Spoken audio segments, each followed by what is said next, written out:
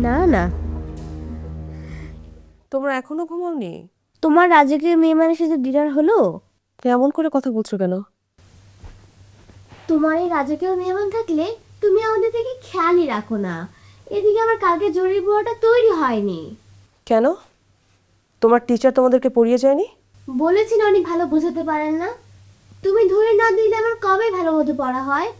মানে শুধু আমি আর আমি, মানে আমার নিজের ব্যক্তিগত বিষয় বলে কি কিছু থাকতে নেই? আব্বু মারা যাওয়ার পর তুমিই তো আমাদের বুকে টেনে পড়াতে শিখিয়েছো আম্মু। তাই বলে তোমরা কি আর কখনো বড় হবে না? একটু ওদের বড় করে দাও বৌমা, আমি তো আর চিরকাল ওদের কাছে থাকতে পারবো না।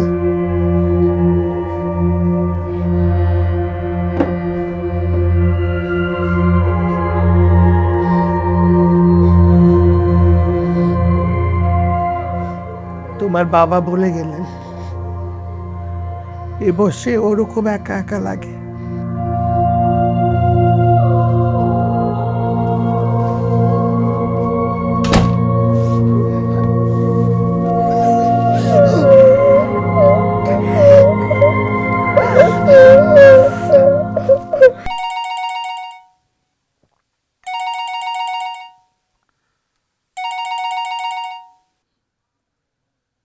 হ্যাঁ শ্রাবণ বলো। আমি আর পারছি না বীর, কিছু একটা করো। কি করতে বলো আমাকে? খালাম্মার সঙ্গে কথা বলতে হবে? ছেলে মেয়েদের সঙ্গে? আমার কেমন যেন ভয় করে। মুরব্বীদের চিন্তা ভাবনা আমাদের সাথে নাও মিলতে পারে, আর বাচ্চাদেরকে কি বলবে? ছেলে মেয়েদের আবার কি বলবে?